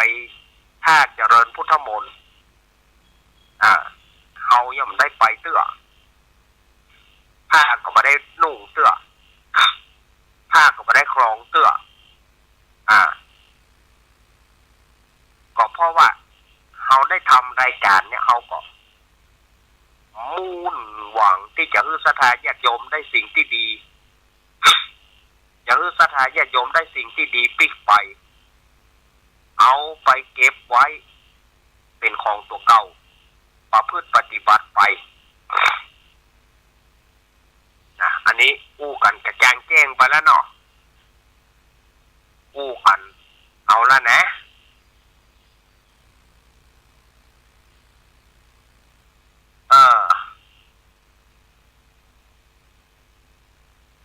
เดี๋ยววันพุธอาตมาจะเอาเรื่อง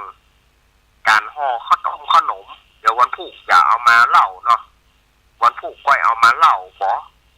การห่อข้าวต้มขนมตามแบบเป้าโบราณประเดี๋ยวนี้มันซื้ออย่างเดียวเนี่ยซื้ออย่างเดียวอะเนาะประเดี๋ยวนี้ซื้ออย่างเดียวความมนต์ขลังมันก็บ่มีโอ้ประเดี๋ยวนี้กำลัง4:28อยู่เล่าไปเลยเนาะวันพุธก็หาเรื่องใหม่เนาะวันพุธก็หาเรื่องใหม่มาเล่าวันนี้เวลามันนักเขาเปิดสายก็เวลามันนักลำไปก็บ่มีไผโทรเอาหมอกอ้อมต้อมนะเนาะถ้ามันหมอกอ้อมต้อมนี่มันจะมีคนโทรนักถ้ามันอุ้มตุ้มบัดนี้มันบ่มีไผโทรเพราะเวลานักล้ำห่อขนมสมัยตะก่อนนี่เปิ้นจะเกียมวันห่อวันดานี่กะเกียมกันโอ้สอกหาอุปกรณ์สำหรับห่อขนมนี่ถ้าห่อข้าวต้มนี่ก็ยังแควนน้อยก็ไปซื้อเวลาไหนก็ได้ซื้อกล้วยก็ดีซื้อถั่วดินก็ดีสมัยตะก้อนนี่กล้วยมันเขียมโอ้เฮาเป็นละอ่อนเนาะแม่จะเอามาห่อข้าวต้มเนี่ยพอกินหน่อยเพื่อกระตือบ่ฮือคนเท่าตะก้อนนี่ก็ดูขางแต่เนอขางกล้วยเพื่อจะเอาห่อขนมห่อข้าวต้มกล้วยลาตำราเปิ้นผ่าเนาะเปิ้นผ่ากล้วยไข่เปียไข่เปียโล่นนะมันหังโคนตะกอนนี่เปิ้นขางอันใดก็มาดูขยักอันนั้นเนาะสถานญาติโยมเปิ้นขางอันใดก็ขยักอันนั้นนะ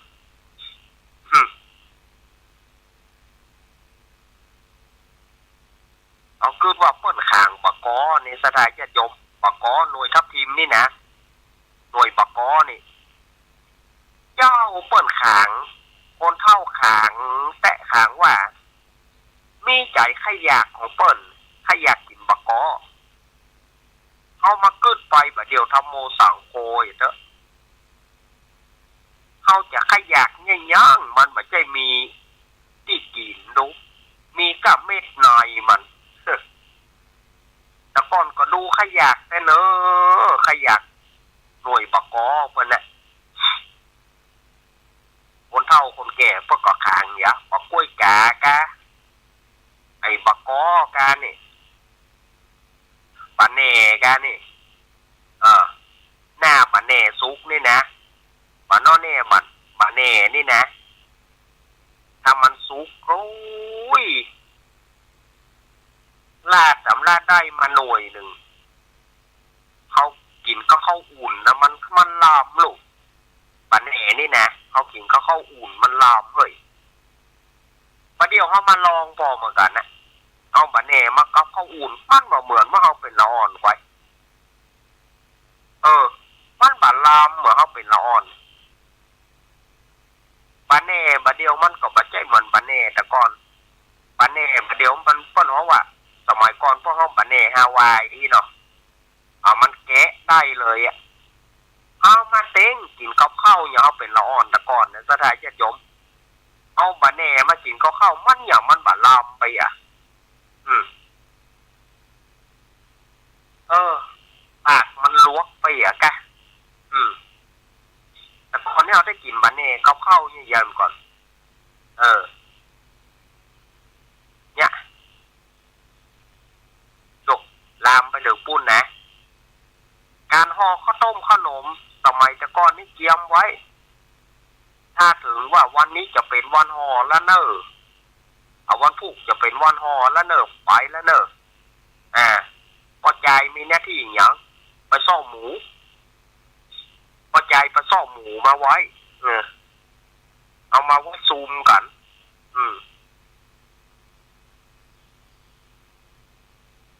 คำว่าซูมหมูที่นี้เนี่ยมันหมายถึงว่าเอามาตกปุ่นกันชุมนุมนะซูคำว่าซูมก็คือชุมนุมนะมาชุมนุมบุกหมู่กันคำว่าซูมก็คือชุมนุมมาบุกหมู่กันตกปูนกินกันได้กินลาบกินลู่สมัยก่อนเนาะถ้า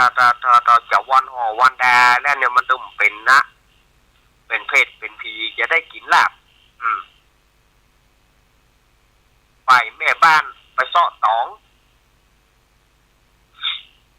ช่วยกันไปเสาะตองต้นปลากล้วยไผ่มีไปตกตองมาก็แบ่งกันที่เหลือก็ขายแหลบก็ได้แหลบ25-50อาตมายังได้เอาตองไปขายนะขายใครซื้อมาเอาแหลบ25-50เนี่ยอาตมายังได้ขายนะตองกล้วยนี่นะแหลบ25-50นี่ของเขาก็ได้เต็มที่ละของเปิ้นก็ได้เต็มที่ละไผ่มาได้ก็ไผ่ยังบ่มีเด้อกับของเขามีนักก็แบ่งเปิ้นแหมเอาไปเดี๋ยวจะมีตองห่อขนมมันมีตองห่อนึ่งนะนี่เมื่อคืนมากับต่ำข้าวแป้งที่อาตมาว่าไปแต่เจ้าภายหลังมาก็เปิ้นเปลี่ยนจากมองปัญญามองละก็เป็นเครื่องโม่หรือว่าโมเนี่ยบางคนก็ห้องบางที่ก็ห้องโมบางที่ก็ห้องโม่เข้าแป้งกันเอาโม่ช่วยกันนะเปล่าเอี่ยวสาวเปล่าได้เตาะสาวก็กับโม่เข้าแป้งนั่นนะเปล่าก็ช่วยสาวโดยได้โม่เข้าแป้งโดยหรอเอามาก็เอาเก็บไว้เอาขึ้นน้ำมันยัดมันผูกก็ไฟโบ๊ะบะเป้าก็โบ๊ะบะเป้าไปหลับยินก็หลับยินกันหอหนึ่งก็ไปโบ๊ะบะเป้าโอ้มันคือมันนักแนววันห่อวันดาแต่ก่อนนี่ถือว่าเป็นปอยน้อยทีเดียวนะหลับยินบางคนที่เปิ่นเป็นคนมีหน่อยเปิ่นเป็นคนขี้จี้หน่อยนี่เปิ่นบ่ฮื้อไผเปิ่นว่าลาบเพิ่นเปิ่นได้ยินอย่างเปิ่นบ่ลาบเพิ่นไผได้ยินเปิ่นเอากระสอบเนี่ยเอากระสอบ เข้าห้องกับโด่งไว้แล้วเอาเขียงเนี่ยเข้าวาง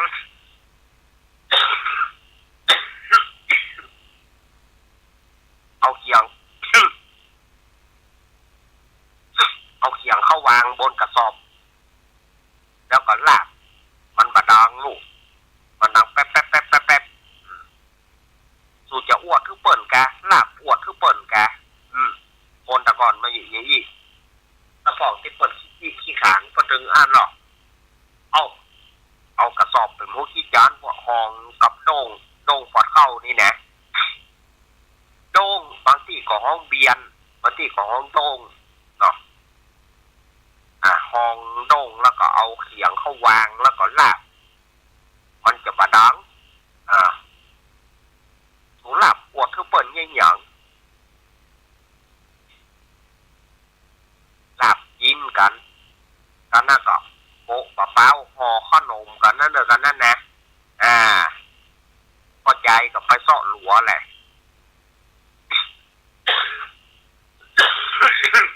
ไปเสาะหลัวคอยที่จะตั้งหม้อขนม หม้อขนมหม้อห่อนึ่งเอาเป็นบ่าวนี่บ้านไหนขนมบะซุกต้องอยู่เมินเป็นบ่าวไปเหี่ยวสาวบ้านนี้ขนมบะซุกเด้อเหี่ยวเสมอไปเหี่ยวตั้งหน้ากันเดี๋ยวไปเอาหาเปื่อนก่อนบ้านไหนแป๋วไอ้น้อยกำลังแม่ฮะอีแม่นึ่งขนมซุกพอดีใสขนมอีแม่ซุกพอดีใสเข้าลอกได้กินแล้วบอได้กินละขนมซุก ไปพอฟังเมื่อเท่าน้อยอีแม่ข้อลาบนี่พอนึ่งก็กำลังโป๊ดนี่ใสเข้าลอกพอดีใส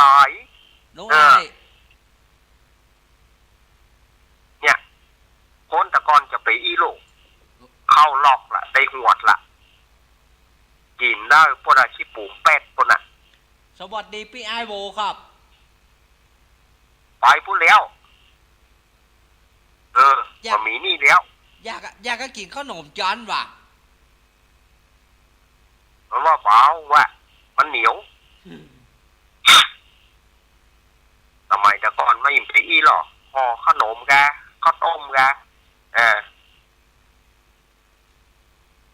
ญาติโยมรู้จักขนมหลวงก็ขนมหลวงก็คือขนมซอไส้นะขนมซอไส้ที่เปิ้นแก้บแห้งมันติดกันนะคนเฒ่าแต่ก่อนเปิ้นหมอขนมซอไส้เพราะขนมหลวงแต่ว่าเหตุผลคนใดที่เปิ้นฮ้องขนมหลวงอาตมาก็บ่ฮู้แต่ได้ยินป้าอุ้ยว่าวันนี้ห่อขนมอย่าอุ้ยห่อขนมหลวงบ่เฮ้ยไปจะได้ขนมหลวงหรือว่าขนมสอดไส้นะขนมสอดไส้นะพอขนมหลวงเดี๋ยวสิมากินเลยพอขนมปนหนึ่งสุกแล้วมาเอาแหละขนมหลวงแต่ก่อนเขาก็เลยฮ้องจนเปิดไปนะขนมหลวงนะแต่เป็นขนมสอดไส้เอานะประเดี๋ยวมีกินทั่วไปที่เปิ้นแก็บหางมันติดกันนะที่เปิ้นแก็บมันติดกัน2ห่อนั่นนะขนมหลวงนะขนมสอดไส้ขนมไตลืมสถาญาติโยมรู้จักก็ขนมเกลือนะคนเฒ่าฮ้องว่าขนมไตลืมจะห่อขนมไตลืมนี่แต่ก็ขนมเกลือนะก็ขนมเกลือ แล้วก็อย่างครับก็บางทีเปิ้นฮ้องคนเฒ่าแต่ก่อนเปิ้นจังว่าอย่างนะขนมข้าวต้มกะทิมีคนเฒ่าบ่แจ้ฮ้องข้าวต้มกะทิเปิ้นฮ้องแหมอย่างนึงแต่ละมาจำบ่ได้ละ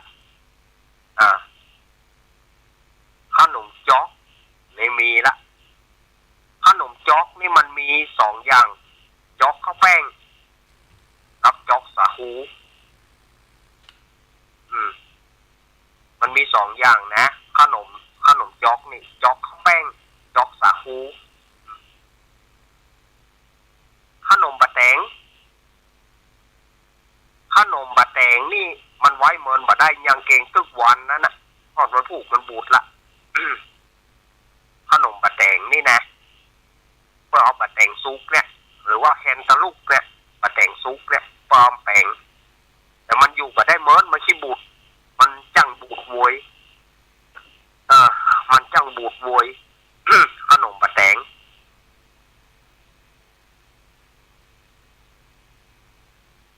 ได้อาตมาได้อี้ขึ้นมาก็ได้กินขนมมูนี่นะได้กินขนมมูนี่อุ่ยไว้สถานญาติโยมก็เติงหาอดีตก็เติงหาขี้เก่าขี้หลังอันนั้นนะแต่ป้ายในขนมจ๊อกนะที่มันเหลือน่ะ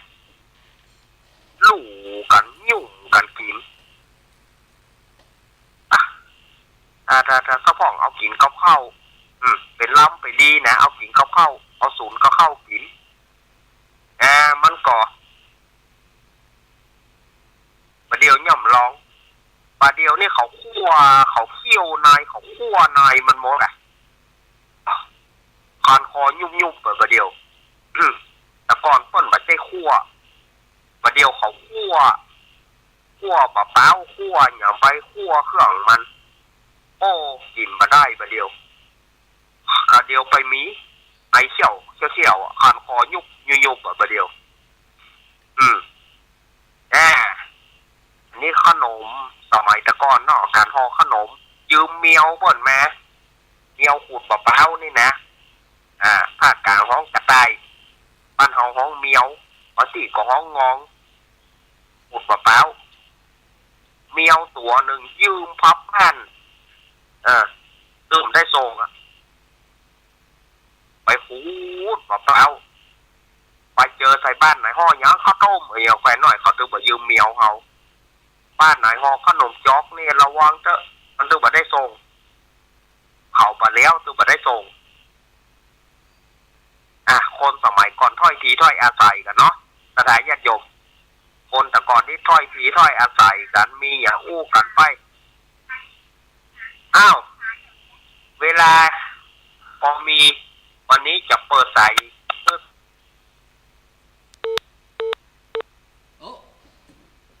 ผู้สายอย่างรูด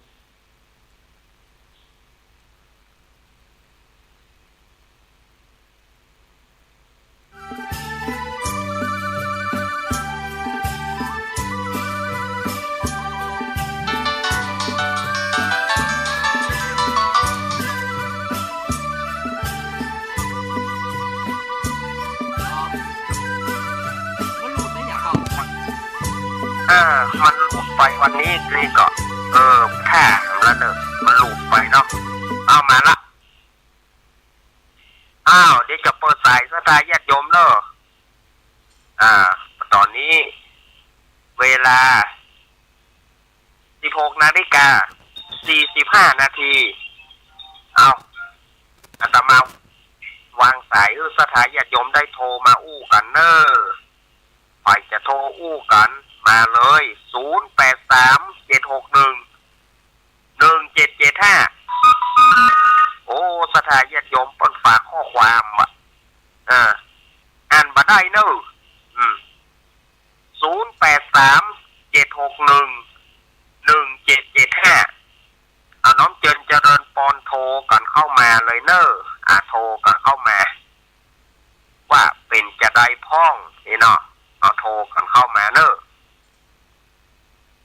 วางสายขึ้นแล้วนะ0837611775วางสายขึ้นละ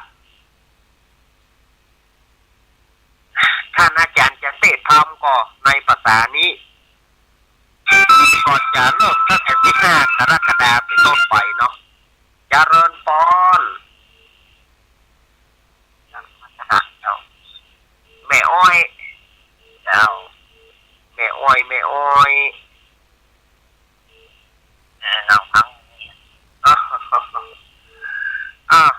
แต่กี้นี่ใครเสีย ช้าไปหน่อยแต่แม่แต่กำแรกช่วงแรกแต่เออเสียรักไปหน่อยเสียรักไปหน่อยโดนพวกไอโบหยวกประกำแต่ก็เกือบแต่ก็ฟังต้องหาตัวช่วยกันนะมันบ่ไหวแม่โอ้มันอย่างไรมันบัดได้พักช่วงนี้จังหวะอะไรเจ้ายังไม่ได้พักนั่นนะให้ค่ะเนาะฝนกระตกอ่ะฝนตกอะไรเงี้ยมันบ้านหม้อฝนตกเนาะแม่อ้อยเนาะจะที่มอก3 โมงที่เพกกับโตครับมันตกไปตีนะมันไปเป็นบอลนะเนาะเป็นกำลังนั่นนะเป็นกำลังใจเอาขอบคุณแม่อ้อยเด้อขอบคุณแม่อ้อยและการประจบสปีกับลุงเจริญพรแบบตั้งไว้กับยามวันทำแล้วก็เอาละครับน้องเบี้ยวดีเจคือฝากความคิดเติมหาน้องเบลเด้ออีกอะน้องเบลบ่สื่อเด้ออีกอะดีเจฝากคิดเติมหาเรื่องสุขภาพเรื่องของการเนาะเรื่องของละครเนาะความบันเทิงเนาะเรื่องของความรู้และการเดินขนมเนาะแล้วก็เรื่องของการที่เราจะไปนอนวัดเนาะการเนาะในช่วงที่เข้าพรรษาเนาะครับเนาะแม่นขอบคุณครับวันนี้ขอบคุณครับก็ขอทำว่าในวันนั้นเนาะเอาว่าเห็นว่าพูดอย่างนี้ไว้ก่อนได้นะครับทำมันจะได้ของวันกันครับของวันก็คือทำเนี่ยมันเพราะว่าความรู้บูรณาการเอาได้รู้ว่าการเอาไปนอนวัดในชั้นในเนี่ยก็เหมือนเอาที่เอาอยู่บ้านมาเอาที่เอาปฏิบัติบ้านครับเนาะครับไม่ขอให้กำลังใจทุกที่มีสุขภาพแข็งแรงด้วยครับผมแต่เจ้าน้องกบโทรมาเด้อมาเจ้าแต่เจ้าไหนโทรมาครับน้องกบโทรมาเข้ารายการเมื่อเจ้านี่นะรู้เจ้าอันนี้เปิดผมอยากนั่นนะน้องกบบอกว่าน้องกบเพื่อนน้องเบี้ยวเนอร์นะเจ้าครับถ้ามีโอกาสมาเจอเติม6-8 ธันวาคมเนาะไปช่วยกันก็ได้เนาะครับจะได้ขอให้กำลังใจทุกคนรักเลยครับผมสุขภาพแข็งแรงเลยครับโชคดีเนอะครับขอบคุณครับน้องเบี้ยวมาละเจริญพรแม่เกี้ยวสิงเกี้ยวพังอยู่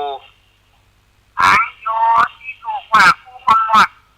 ลูกเล็กที่แม่บังวัดไอ้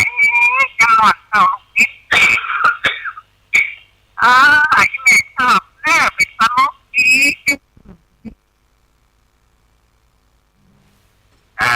ขอบคุณนักๆนะมันว่าแอปปี้นั่งหามันแล้วถ้ามันสายก็มีแน่นั่งนอนนักนะ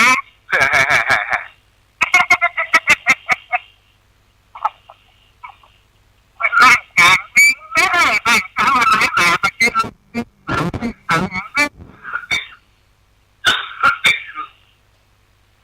ยินดีแม่แก้วลูกนี้เด็กกับอ้วนเด้มันเด็กไม่ดีตลกดีชอบขอบคุณจากแม่เป็นกำลังใจที่สุดเด้ขอบคุณแม่แก้วเนอะเจ้าแม่แก้วสิงแก้วตาโป่งลำปาง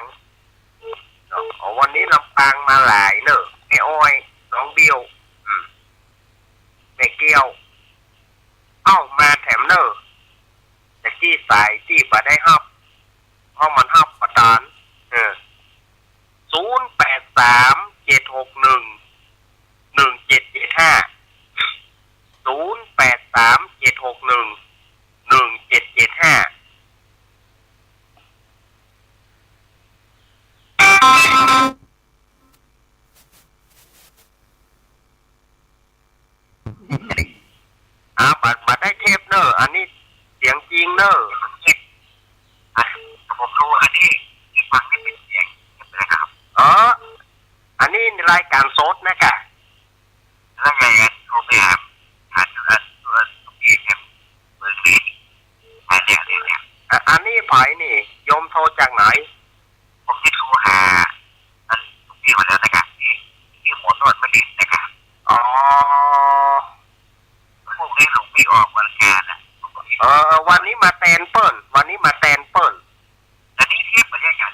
ใช่ครับ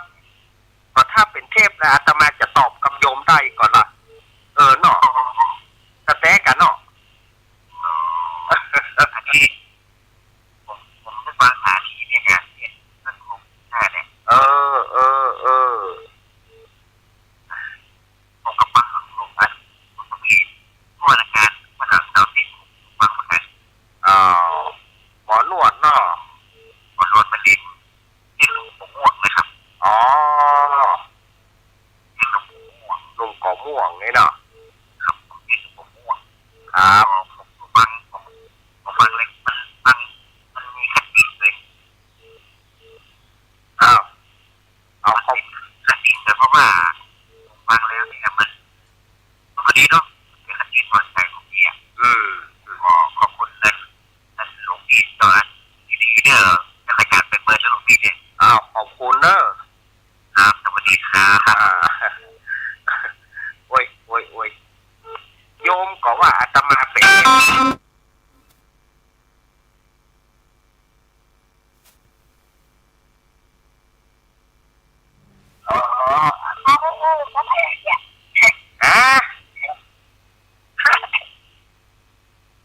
ยายพรยัง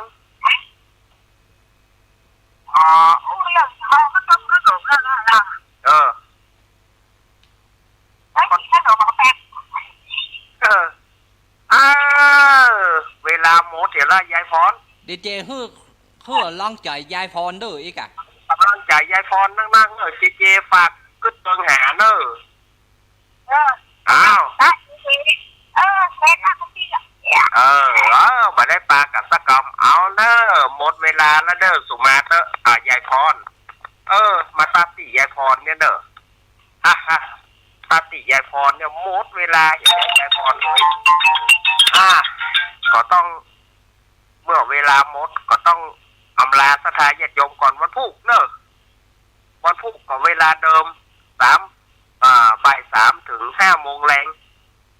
ปล่อยปะกาตมาแถมวันนี้ก็ผิดพลาดประการใดขออภัยเด้อวันนี้อาตมาก็ตึงบัตรตาตัวเก่านะตึงบัตรตาตัวเก่าแต่วันนี้นี่มันเบลอมันล่าแต่ล่าเพิ่นบอกว่าผมโทรมาอู้กับเทพเก่ายมอู้กับเทพยมโทรมาอู้กับเทพได้จะได้ยมเฮ้ยถ้าเทพอาตมาจะตอบได้ทันท่วงทีก่อนเนาะเล่นกับไปเนอะอาตมาว่าเล่นเนอะอาทายาติโยมวันนี้ปัตตาวันหน้ามาแถมขอบคุณงานญาติผมรอบสุดท้ายครับตั้งลูกเต้าเราหลานเนาะไอ้วัดพี่เก๋ก็ฝากขอบคุณสถานญาติโยมที่ไปร่วม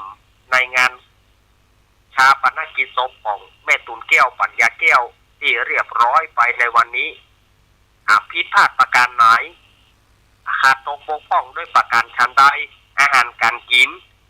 อย่างใดก็ดีขอสุมาอภัยเนอะลูกเต้าก็ฝากไว้บางทีมันก็หลายเรื่องหลายราวเนาะขาดตกบกพร่องประการชั้นใดก็ขอสุมาอภัยเนอะเอาไว้วันพุธก้อยปะอาตมาใหม่วันพุธนี้ก็หวังว่าเสียงก็คงจะดีกว่านี้เนาะวันพุธก้อยปะกันนะใหม่นะวันนี้ขอความผาสุกความเจริญในธรรมจงมีแก่ศรัทธาญาติโยมอยู่ดีมีสุขอยู่ดีกินหวานต้านต้อมเหมือนกันทุกผู้ทุกคนอภิวาทนาสีริสนิจังวุธาปัจจายโนจัตตารโอธรรมวัฏันติอายุวันโนสุขังพระลังขอเจริญพร